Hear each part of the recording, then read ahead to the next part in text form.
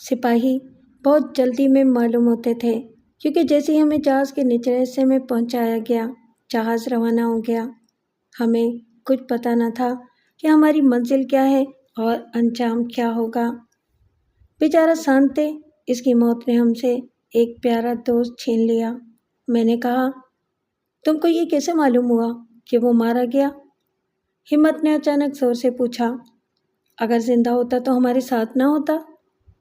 ممکن ہے کہ کہیں چھپ گیا ہو، ممکن ہے زخمی ہو گیا ہو۔ ممکن تو ہے، لیکن امید نہیں ہے۔ اسی لمحے ایک زور کا دھماکہ ہوا اور سارا جہاز لرز کر رہ گیا، اور پھر مسلسل دھماکوں سے یہ محسوس ہونے لگا کہ اب موت یقینی ہے۔ ہمیں یہ اندازہ کرنے میں دیر نہ لگی کہ جہاز پر حملہ ہوا ہے۔ جہاز کی طیارہ شکن توپوں نے اچانک فائرنگ شروع کر دی، اور پھر ایک اتنا زبردست دھماکہ ہوا کہ جہاز لرز کر رہ گیا۔ ہم نچلے حصے میں بند تھے، اس لیے کچھ اندازہ نہ تھا کہ کیا ہو رہا ہے، لیکن ہمیں یہ اندازہ ضرور ہو گیا کہ جہاز رک گیا تھا۔ اوپر سے بھاگ دوڑ، چیخ و پکار کی آہٹیں سنائی دے رہی تھیں۔ پھر اچانک خاموشی چھا گئی۔ دھماکے کے ساتھ ہی روشنی بھی بجھ گئی تھی، اور بھی تاریکی میں کئی آوازیں ایک ساتھ ابھریں۔ جہاز میں پانی بھر رہا تھا، جہاز ڈوب رہا تھا۔ ہم نے بدحواسی میں لکڑی کی سیڑھی پر چڑھ کر اس کے پٹ کھولنے کی کوششیں شروع کر دیں، جو باہر نکلنے کا واحد راستہ تھا، لیکن ناکام رہے۔ اچانک ہمت خان نے وہ لائٹر نکال کر جلایا، جو ایک بار تلاشی کے باوجود وہ چھپا کر لانے میں کامیاب ہو گیا تھا۔ اس کی روشنی میں سب نے تلاش شروع کر دی، لیکن کوئی ایسی چیز نہ ملی جس سے اس کو توڑا جا سکے۔ ہمیں بحریہ کے جوانوں کی ہمت اور حوصلے پر حیرت تھی۔ وہ بڑے سکون کے ساتھ آپس میں مشورہ کر رہے تھے۔ پھر یہ فیصلہ ہوا کہ ہمت سمیت 4 قوی جوان سیڑھی پر چڑھ کر زور لگائیں گے۔ ابتدا میں یہ ترکیب بھی کارگر نہ ہوئی، لیکن اپنے شانوں اور ہاتھوں کی پوری قوت سے زور لگانے کی مسلسل جد و جہد کے بعد وہ پٹ کو توڑنے میں بالآخر کامیاب ہو گئے۔ ایک زبردست چرچراہٹ کے ساتھ پٹ اکھڑ گیا۔ سب نے خوشی سے نعرہ بلند کیا۔ اس کے بعد وہی 4 افراد باہر نکلے۔ انہوں نے اگلے ہی لمحے ہمیں باہر نکلنے کی ہدایت کی۔ ہم منظم طریقے سے یک کے بعد دیگرے سیڑھی پر چڑھ کر اوپر پہنچے تو یہ دیکھ کر حیران رہ گئے کہ پورا جہاز خالی تھا۔ فوجیوں نے ساحل پر پہنچنے کی کوشش کی تھی، لیکن ابھی وہ ساحل سے دور تھے کہ آبدوز کے تارپیڈو نے جہاز کو ناکارہ بنا دیا تھا۔ وہ کشتیوں کے ذریعے ساحل پر واپس پہنچ گئے تھے۔ ہمارا جہاز ساحل سے تقریباً نصف میل کے فاصلے پر کھلے سمندر میں کھڑا تھا۔ ہم نے عرصے پر جانا مناسب نہیں سمجھا، کیونکہ اس طرح حملہ آور فوجیوں کو پتہ چل جاتا کہ ہم آزاد ہو گئے ہیں۔ ہم نہتے تھے اور وہ اپنی دانست میں ہمیں جہاز کے ساتھ ڈوبنے کے لیے چھوڑ گئے تھے۔ سمندر میں دور کھڑی دشمن کی آبدوزیں اور فضا میں رائل ایئر فورس فوجیوں کو اپنے حملے کا نشانہ بنائے ہوئے تھے۔ یہ جنگ زیادہ دیر جاری نہیں رہی، کیونکہ حملہ آور فوجی صورتحال کی نزاکت کو سمجھتے ہوئے تیزی سے پہاڑی علاقے میں پسپا ہو گئے تھے۔ جہاز میں تیزی سے پانی بھر رہا تھا۔ ہمارے ساتھیوں نے فائرنگ اور بمباری رکتے ہی عرصے پر پہنچ کر فاتحانہ نعرے لگانے شروع کر دیے۔ ان کو دیکھتے ہی کمانڈر جہاز سے کئی موٹر بوٹ ہماری سمت روانہ ہوئیں۔ ہمیں جلدی جہاز پر پہنچا دیا گیا۔ کچھ دیر بعد ہم آبدوز سے کمانڈر کے جہاز پر آ گئے۔ ہم اب محفوظ تھے۔ کمانڈر نے تمام صورتحال معلوم کرنے کے بعد ہماری طرف رخ کیا۔ مجھے افسوس ہے کہ تمہارے ساتھی کی غداری نے تمہاری حیثیت کو بھی مشکوک کر دیا ہے، انہوں نے کہا۔ ہمارے ساتھی کی غداری نے؟ میں نے حیرت زدہ ہو کر پوچھا۔ ہاں، سانتے نے ہمارے والدیس پر کسی طرح قبضہ کر کے دشمن کی بحریہ کو صورتحال سے خبردار کر دیا، اور یہ اچانک حملہ اس کا نتیجہ تھا، کمانڈر نے بتلایا۔ خوش قسمتی سے اس کا یہ پیغام ہمارے ایک جنگی جہاز نے سن لیا تھا، اور اس کی بروقت مداخلت نے اس کی یہ سازش ناکام بنا دی۔ کمانڈر، آپ کو یہ یقین ہے کہ یہ حرکت سانتے کی تھی؟ ہاں، اس نے باقاعدہ اپنا تعارف کرانے کے بعد یہ پیغام دیا تھا کہ اس نے ہمارے آپریٹر کو ہلاک کر کے پالیس پر قبضہ کر لیا ہے، کمانڈر نے کہا۔ سانتے بہرحال اسی ملک کا باشندہ تھا۔ ہمیں اس اطلاع سے صدمہ ضرور پہنچا، لیکن اس میں ہمارا کوئی قصور نہ تھا۔ دن بھر کی کوشش کے بعد کمانڈر کے فوجیوں نے دشمنوں کا صفایا کر دیا، لیکن اس کو یقین تھا کہ کچھ دشمن فوجی پہاڑوں میں ضرور چھپے ہوئے تھے۔ گھنے جنگلوں اور خطرناک پہاڑیوں میں ان کی تلاش تقریباً ناممکن تھی۔ کمانڈر کے فوجیوں نے اپنے ساتھیوں کی لاشیں جہاز پر منتقل کر دیں۔ جزیرے کے محاصرے کے لیے دونوں آبدوزیں مقرر کرنے کے بعد ان کو جنگی جہاز میں واپس روانہ کر دیا گیا۔ کمانڈر نے بتلایا کہ اب یہ جزیرہ خفیہ اڈے کے طور پر استعمال نہیں ہو سکتا، اس لیے دوسرے دن وہ اسے چھوڑ دیں گے۔ رات ہو چکی تھی۔ ہماری درخواست پر انہوں نے یہ اجازت دے دی کہ ہم یہ رات القایا اور مامونہ کے ساتھ جزیرے کے مقامی لوگوں کے ساتھ بسر کریں۔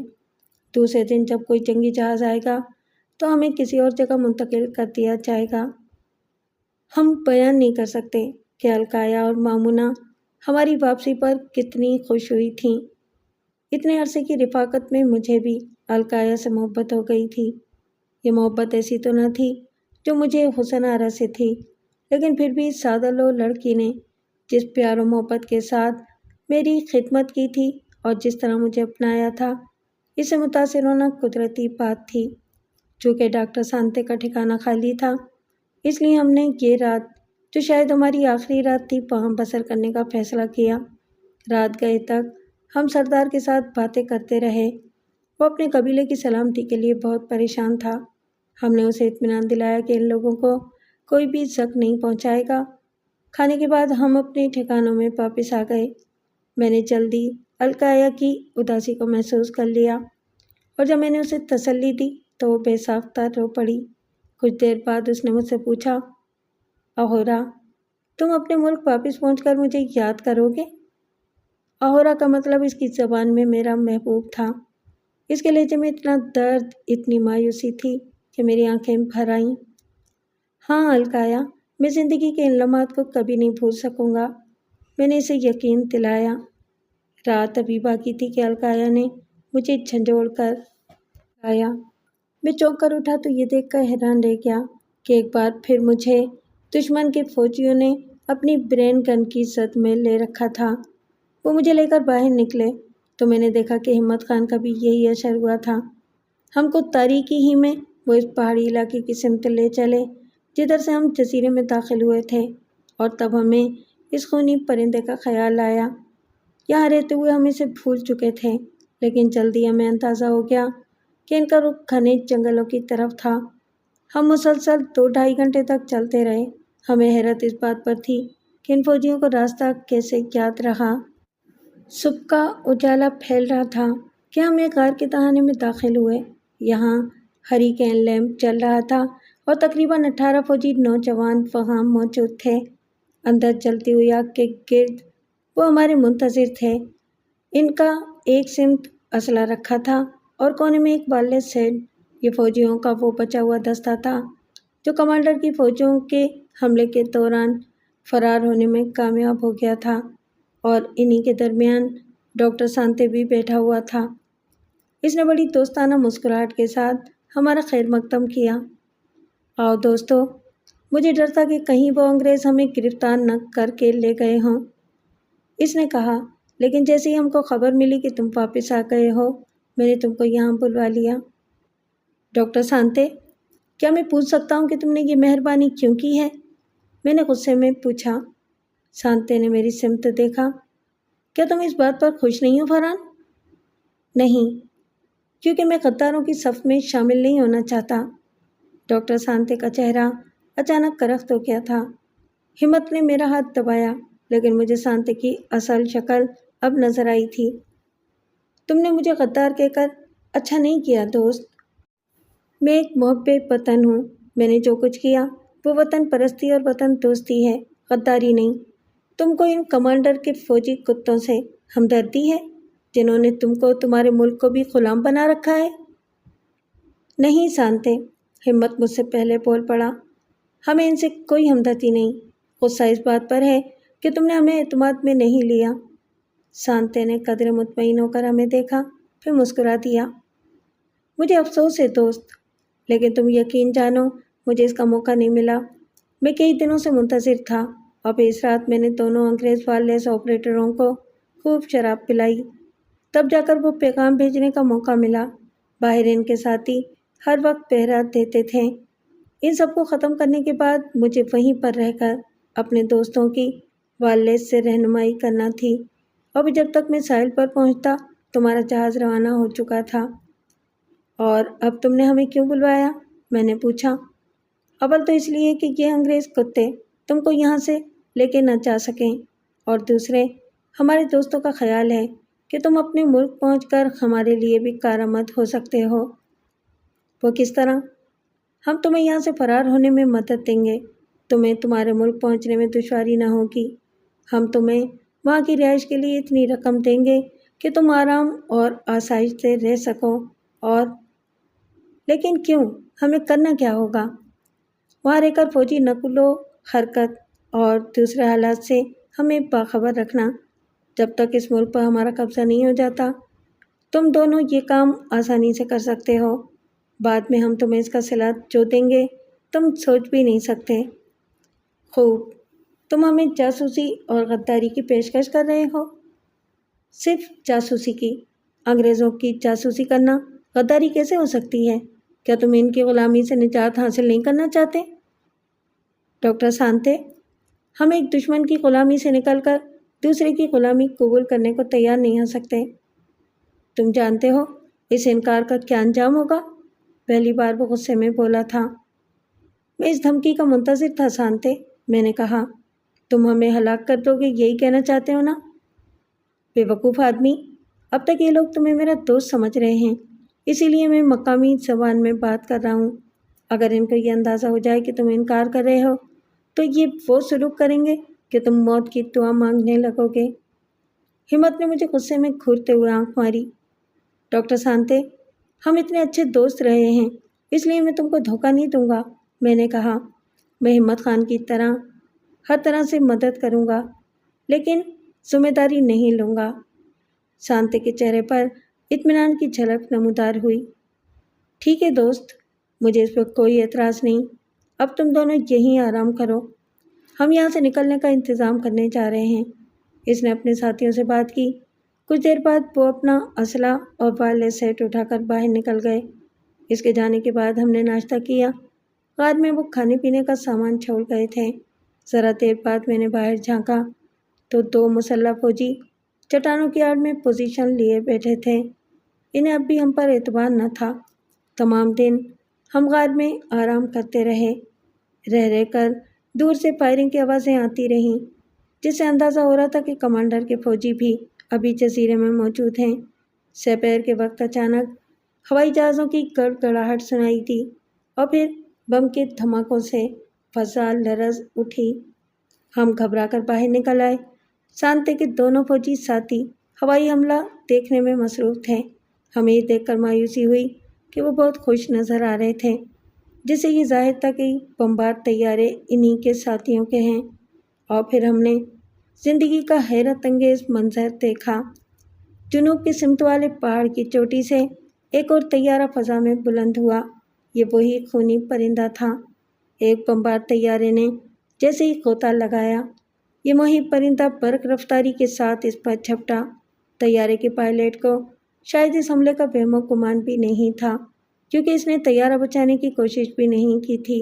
और दूसरे लम्हे खूनी परिंदे और तैयारे में ज़बरदस्त टक्कर हुई। दोनों एक साथ ज़मीन की सिमत गिरते हुए नजर आए और नज़रों से ओझल हो गए। और फिर अचानक एक ज़बरदस्त धमाका हुआ। हम इंतज़ार करते रहे, लेकिन खूनी परिंदा फ़ज़ा में फिर बुलंद न हुआ। तैयारे की टक्कर ने शायद इसे भी हलाक कर दिया था। अचानक मेरी नज़र दोनों सिपाहियों पर पड़ी। वो मुँह फाड़े फ़ज़ा में घूर रहे थे। इनकी आंखें खौफ से फैली हुई थीं, जैसे इन्हें इस अफरीद की मौजूदगी और इस हमले पर यकीन न आ रहा हो। मैं बर्दाश्त न कर सका। फरार का ये सुनहरी मौका था।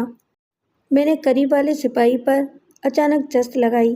वो ऐसा दम बखुद था कि मैंने बआसानी इसकी ब्रेन गन हथियाकर ایک زوردار دھکا دیا، وہ نشے میں گرتا چلا گیا۔ دوسرے سپاہی نے چونک کر میری طرف دیکھا، لیکن اس سے پہلے کہ اس کی برین گن کا رخ میری طرف ہوتا، میں نے ٹریگر دبا دیا۔ بیک وقت بہت سی گولیاں اس کے جسم کو چھلنی کر گئیں، لیکن برین گن کے جھٹکے سے میں بھی الٹ کر گر پڑا۔ گولیاں کھانے کے باوجود اس سپاہی نے گولیوں کی جو باڑ ماری، اس نے میرے ہمت خان کا سینہ چھلنی کر دیا۔ غصے اور صدمے سے میں دیوانہ ہو گیا۔ دوسرا سپاہی جو گرنے کے بعد تیزی سے واپس آ رہا تھا، جیسے ہی سامنے آیا میں نے اسے ڈھیر کر دیا اور پھر برین گن پھینک کر بھاگتا ہوا اپنے دوست کے پاس پہنچا۔ ہمت خان، ہمت خان، مجھے معاف کر دو یار، میں نے اس کا سر اپنے زانوں پر رکھتے ہوئے کہا۔ ہمت کی آنکھیں کھلی ہوئی تھیں، لیکن وہ مر چکا تھا۔ میں زاروں قطار رو رہا تھا، کسی بات کا ہوش نہیں تھا، اس لیے جب سانتے اور اس کے ساتھی میرے گرد آ کھڑے ہوئے تب بھی میں اسی طرح بیٹھا رہا۔ اپنے ساتھیوں کی لاشیں دیکھ کر وہ دیوانے ہو گئے تھے۔ انہوں نے مجھے اتنا مارا کہ میں قریب المرگ ہو گیا۔ شاید سانتے کی مداخلت نے مجھے بچا لیا، یا پھر انہوں نے یہ سمجھا ہو کہ ان کے ساتھیوں کو میں نے نہیں، ہمت نے ہلاک کیا تھا۔ بہرحال مجھے کچھ خبر نہ تھی، کیونکہ میں بے ہوش ہو چکا تھا، اور مجھے جب ہوش آیا تو میں جزیرے کی بجائے فوجی قیدیوں کے کیمپوں میں تھا۔ خواب کی طرح صرف اتنا یاد تھا کہ ہم شنگانیا کی بندرگاہ پر اترے تھے، جہاں سے ہمیں فوجی گاڑیوں میں بھر کر فوراً روانہ کر دیا گیا۔ راستہ اتنا خراب تھا کہ ہر لمحہ زبردست جھٹکے لگتے تھے، اور میرے زخموں سے چور جسم میں ناقابل برداشت ٹیسیں اٹھتی تھیں۔ اس کے بعد مجھے کچھ یاد نہ رہا۔ ہمارا کیمپ گھنے جنگلوں کے درمیان ایک پہاڑی علاقے میں تھا۔ اس علاقے پر سانتے کے ساتھیوں کا قبضہ ہو چکا تھا۔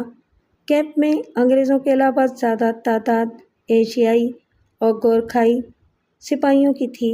میں واحد سویلین تھا جو یہاں قید تھا۔ تمام جنگی قیدیوں کے لیے میری موجودگی باعث حیرت تھی، کیونکہ مجھ جیسے لوگوں کو قیدی نہیں بنایا جاتا تھا۔ کیمپ کا انچارج کرنل فرشوری تھا، جو بہت ظالم تھا۔ تقریباً 10-12 دن کے بعد میں اٹھنے کے قابل ہوا۔ ایک ڈاکٹر پورے کیمپ کی دیکھ بھال کرتا تھا، لیکن مجھے اس کے علاج نے نہیں، میرے ساتھیوں کی تیمارداری نے اچھا کیا تھا۔ زخموں سے جسم بھرا ہوا تھا، لیکن غنیمت ہے کہ ہڈیاں سلامت تھیں۔ چند روز بعد میں چلنے پھرنے لگا۔ کیمپ کے تمام قیدی میری داستان سن کر حیرت زدہ تھے۔ سب میرے ساتھ بڑی ہمدردی کا سلوک کرتے تھے۔ مجھے وہاں ڈاکٹر سانتے کا تو کوئی پتہ نہ چل سکا، یہ نہ معلوم ہو سکا کہ مجھے قیدی کیوں بنایا گیا تھا۔ ایک رات اچانک فائرنگ کی آوازیں سنائی دیں۔ سارے کیمپ میں ایک ہنگامہ سا برپا ہو گیا۔ بھاگتے ہوئے فوجیوں کے بوٹوں کی چاپ اور شور و غل سے ہم یہ سمجھے کہ شاید حملہ ہو گیا ہے، لیکن جلدی معلوم ہو گیا کہ جنگی قیدیوں میں سے کچھ نے فرار کی کوشش کی تھی، جسے ناکام بنا دیا گیا تھا۔ کیمپ بہت بڑے رقبے میں پھیلا ہوا تھا۔ اس کی چاروں سمت لکڑیوں اور بانسوں کی بنائی ہوئی مضبوط 4 دیواری تھی۔ 4 بلند ٹاور تھے، جن پر مشین گنیں اور سرچ لائٹ نصب تھی، اور ہر لمحہ پہرے دار چوکنا رہتے تھے۔ لیکن چونکہ محاذ جنگ بہت قریب تھا، اس لیے سرچ لائٹ استعمال نہیں ہوتی تھی۔ باہر ہر سمت سخت پہرا اور خاردار باڑ تھی۔ پھر بھی کچھ سر پھرے قیدیوں نے اپنی کوٹھری سے سرنگ بنا کر فرار ہونے کی کوشش کی تھی۔ فرار کی خبر سنتے ہی قیدیوں نے زور زور سے اپنے برتن بجانے شروع کر دیے تھے۔ ایسا زبردست شور ہوا کہ کان پڑی آواز سنائی نہیں دے رہی تھی۔ ہمیں کچھ پتہ نہ تھا کہ فرار ہونے والوں میں کوئی کامیاب ہوا بھی کہ نہیں۔ قیدیوں کی حالت زار ایسی تھی کہ انہیں موت کی پرواہ نہ تھی۔ ان کے لباس پھٹ چکے تھے، داڑھیاں پڑی ہوئی تھیں، مسلسل مشقت سے ہاتھوں میں آبلے پڑ چکے تھے۔ غذا کے نام پر ملنے والے مٹھی بھر چاول بھوک کو اور تیز کر دیتے تھے۔ گندا پانی اور مچھروں کی بہتات نے سب کو ملیریا کا مریض بنا دیا تھا۔ ان کے جسم لاغر اور ناتواں ہو چکے تھے، اس لیے فرار کی بار بار کوشش ہوتی رہتی تھی۔ یہ رات کے آخری پہر کا وقت تھا۔ اچانک ہماری بیرکوں کے سامنے تقریباً 20 قیدیوں کو نرغے میں لیے ہوئے ایک دستہ نمودار ہوا۔ فوجیوں نے ان کو ایک لائن میں کھڑا کر دیا۔ ہلکی روشنی میں ان کو شناخت کرنا مشکل تھا۔ کیمپوں میں موت کا سناٹا چھا گیا۔ پہلی مرتبہ میں نے کرنل کو دیکھا۔ اس نے سانپ کی طرح پھنکارتے ہوئے حکم دیا۔ فائر کی آواز ہوئی اور سامنے کھڑے قیدی کیمپ سے نہ سہی زندگی سے ضرور نجات پا گئے۔ اسی لمحے برابر والی بیرک کا دروازہ ٹوٹ کر گرا۔ بانسوں اور لکڑیوں سے بنی ہوئی یہ مضبوط بیرکیں تھیں، لیکن بیک وقت بہت سے قیدیوں کی زور آزمائی سے دروازہ ٹوٹ گیا۔ غصے اور جنون کے عالم میں قیدی چیختے ہوئے باہر نکلے اور فوجیوں نے ان پر بے طریق فائر کھول دیے، لیکن پھر بھی کچھ قیدی بچ کر فوجیوں تک پہنچنے میں کامیاب ہو گئے۔ کرنل نے دھاڑ کر حکم دیا۔ ایک واچ ٹاور سے اچانک سرچ لائٹ کی روشنی میدان میں ہنگامہ آرائی کی جگہ پڑی۔ جنگی قیدی جنون کے عالم میں فوجیوں پر گولیاں برسا رہے تھے۔ دونوں جانب کی فائرنگ سے لاشوں کے ڈھیر لگے ہوئے تھے۔ اسی لمحے واچ ٹاور سے مشین گن نے بے طریق فائر کھول دیا، لیکن دوسرے ہی لمحے کسی نے سرچ لائٹ پر فائر کر دیا۔ کیمپ تاریکی میں ڈوب گیا۔ ہماری اور برابر والی بیرک کے درمیان بانسوں کا پارٹیشن تھا۔ میرے ساتھی اس کو توڑنے میں کامیاب ہو چکے تھے۔ قیدیوں کا ایک ریلا ادھر سے گزر کر بھاگتا ہوا نکلا۔ وہ گولیوں کی بوچھار کی پرواہ کیے بغیر فوجیوں پر جھپٹ پڑے تھے۔ لاشوں کے انبار لگتے جا رہے تھے۔ اچانک میرے ذہن میں ایک خیال کوندا۔ میں نے اپنی قمیض اتار کر پھینک دی۔ دونوں جانب کی فائرنگ سے فضا گونج رہی تھی، لیکن میں نے اندازہ کر لیا تھا کہ یہ سلسلہ زیادہ دیر تک جاری نہیں رہے گا۔ میں بھاگتا ہوا لاشوں کے ڈھیر تک پہنچا، ایک لاش کی جیکٹ اتار کر پہنی اور 2-3 لاشوں کے درمیان جا کر اس طرح پڑ گیا جیسے میں بھی مردہ ہوں۔ میرا خیال غلط نہیں نکلا۔ ذرا دیر بعد ایک بھاری آواز نے حکم دیا۔ فوجی تیزی سے پیچھے ہٹنے لگے اور پھر بیک وقت دونوں جانب سے سرچ لائٹ کی روشنی ہوئی اور اس کے ساتھ ہی ہر سمت سے مشین گنوں نے فائر کھول دیا۔ جتنے جنگی قیدی میدان میں تھے تقریباً سب ڈھیر ہو گئے۔ صرف چند جو بھاگ کر اپنے کمروں میں چلے گئے تھے وہ بچ گئے۔ اپنے ہتھیار پھینک دو ورنہ سارے قیدیوں کو ابھی گولی مار دی جائے گی۔ کرنل کی آواز سناٹے میں گونجی۔ چند لمحے سناٹا رہا، پھر فوجی برین گنوں اور اسٹین گنوں کو سنبھالے ہوئے آگے بڑھے۔ کسی نے مزاحمت نہ کی۔ جن بیرکوں کے دروازے ٹوٹے تھے ان میں موجود تمام قیدیوں کو نکال کر ایک دوسری بیرک میں منتقل کیا گیا۔ میں سانس روکے پڑا تھا۔ کچھ دیر بعد اس عارضی کیمپ کا دروازہ کھلا اور ٹرک اندر داخل ہوا اور مرنے والے قیدیوں کی لاشیں اٹھا اٹھا کر اس میں بھر دی گئیں۔ انہی میں ایک زندہ لاش میری بھی تھی۔ میں لاشوں کے بوجھ میں دبا ہوا تھا۔ ٹرک چل پڑا۔ میرا دل خوشی سے دھڑک رہا تھا۔ میں کیمپ سے باہر آنے میں کامیاب ہو گیا تھا۔ اب فکر اس بات کی تھی کہ یہ لوگ لاشوں کو جانے کہاں پھینکیں گے۔ جب ہم کیمپ سے کافی دور نکل گئے تو میں نے کوشش کر کے اپنے اوپر سے لاشیں ہٹائیں۔ کھلی فضا میں گہری گہری سانسیں لیں۔ ہم گھنے جنگل کے درمیان سے گزر رہے تھے۔ ایک موڑ پر آ کر جیسے ہی ٹرک آہستہ ہوا میں نے چھلانگ لگا دی۔ ساری رات میں چلتا رہا۔ جنگل سے نکل کر اب میں ایک پہاڑی پر پہنچ چکا تھا۔ مجھے کچھ پتہ نہیں تھا کہ میں کہاں جا رہا ہوں۔ اجالا پھیلا تو میں ایک جگہ رک گیا۔ بھوک و پیاس سے برا حال تھا۔ مجھے معلوم تھا کہ یہ علاقہ بھی فوجیوں کے قبضے میں ہے، اس لیے کسی بھی جگہ دوبارہ پکڑا جا سکتا تھا۔ اس علاقے میں ہر جگہ فوجی موجود ہوں گے۔ کچھ دیر رک کر میں نے دم لیا اور پھر چٹانوں اور درختوں کی آڑ لیتا ہوا بالآخر پہاڑی کے بلند ترین حصے پر پہنچنے میں کامیاب ہو گیا۔ میری حالت اتنی خستہ ہو چکی تھی کہ قدم اٹھانا دوبھر ہو رہا تھا۔ زبان اور حلق خشک تھے۔ پانی کا کہیں نام و نشان نہیں تھا۔ لڑکھڑاتا ہوا پہاڑی کے دوسری جانب والے نشیب میں پہنچا تھا کہ قدموں کی آہٹ سن کر چونک پڑا۔ گھبرا کر مڑا تو اپنے سامنے کسی فوجی کے بجائے ایک بدھ بھکشو کو دیکھ کر حیران رہ گیا۔ گیرے رنگ کے لباس میں کھڑا ہوا یہ دراز قد بھکشو فوجیوں کے ملک سے تعلق نہیں رکھتا تھا۔ میری طرح وہ بھی مجھے حیرت زدہ نظروں سے دیکھتا رہا۔ پھر میری توقع کے بالکل برخلاف ہندی زبان میں بولا، تم ایشیائی معلوم ہوتے ہو، شاید فرار ہو کر آئے ہو۔ ہاں بھکشو، میں جان بچا کر بھاگ نکلا ہوں، لیکن کچھ پتہ نہیں کہ کدھر جاؤں۔ وہ ایک لمحہ خاموش رہا، پھر آہستہ سے بولا، میرے ساتھ آؤ، اس حالت میں تم کہیں بھی نہیں جا سکو گے۔ گھنے درختوں کے درمیان ان کی جھونپڑی تھی۔ اس نے مجھے پھل کھانے کو دیے اور پانی پلایا۔ اس کے بعد میں نے اسے اپنی بپتا سنائی۔ اس نے کہا کہ یہ جگہ غیر محفوظ تھی، فوجیوں کی ٹولیاں ادھر برابر آتی رہتی تھیں۔ وہ اس سے تو کچھ نہ کہتے، لیکن وہاں میرا رہنا خطرناک ہو سکتا تھا، اس لیے مجھے چاہیے کہ درختوں اور جھاڑیوں کی آڑ لیتا ہوا دوسری جانب اتر جاؤں۔ اگر میں نشیب میں اترنے میں کامیاب ہو گیا تو میں ایک ایسے علاقے میں پہنچ جاؤں گا جو ان فوجیوں کے قبضے میں نہیں رہا۔ اس بھکشو نے مجھے زندگی کی راہ دکھائی تھی۔ میں تمام راستے خدا سے اپنی سلامتی کی دعائیں مانگتا چلتا رہا۔ کئی گھنٹے کے مسلسل سفر نے بدحال کر دیا تھا۔ نشیب ختم ہونے والا تھا، آگے کئی فلنگ کا کھلا علاقہ تھا اور اسے پار کرنا خطرناک ہو سکتا تھا۔ میں نے چٹان سے سر نکالا ہی تھا کہ اچانک گولیوں کی بارش ہو گئی۔ میں گھبرا کر چٹان کی آڑ میں چھپ گیا۔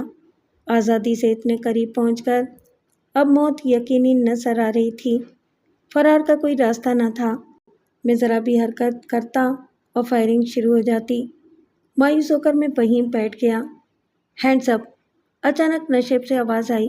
میں نے گھبرا کر ہاتھ اٹھا دیے اور گولی چلنے کا انتظار کرنے لگا۔ چند لمحے گزر گئے تو اچانک گھوم کر دیکھا۔ پہلے تو اپنی آنکھوں پر یقین نہیں آیا۔ میں جس فوجی کی نال کی زد میں تھا وہ غیر ملکی نہیں بلکہ میرا ہم وطن تھا۔ آہستہ آہستہ حواس درست ہوئے اور میں خوشی سے بے ساختہ مسکرا دیا۔ کون ہو تم؟ فوجی نے ڈانٹ کر پوچھا۔ دوست ہوں، مصیبت زدہ دوست، پناہ تلاش کرتا ہوا یہاں تک آ گیا۔ مجھے فوراً وہاں کی چوکی پر پہنچایا گیا جو مخالف سمت کی پہاڑی پر تھی۔ وہاں کرنل سکندریہ کی کمان میں ہماری فوج کا ایک مضبوط مورچہ تھا۔ میری داستان سننے کے بعد انہوں نے پارلیز پر جنگی قیدیوں کے کیمپ کی داستان اعلیٰ افسران کو دی اور پھر مجھے فوجی جیپ پر اس ہیڈ کوارٹر پر بھیج دیا گیا جہاں کمانڈر میرے منتظر تھے۔ میرے بیان کی تصدیق کے لیے حکام نے انہیں طلب کر لیا تھا کیونکہ خوش قسمتی سے وہ میرے ہی علاقے کے ایک اسپتال میں زیر علاج تھے۔ میں نے اب تک پیش آنے والے تمام واقعات کی تفصیلات اور جاسوسی کے لیے سانتے کی پیشکش اور اس کے فوجیوں کے کیمپ کے بارے میں تمام تفصیلات ان کو سنانے کے بعد کمانڈر سے کہا، کمانڈر، آپ نے وعدہ کیا تھا کہ آپ میری سزا معاف کرا دیں گے۔ کمانڈر مسکرائے۔ تم بہت ستم رسیدہ ہو فرحان۔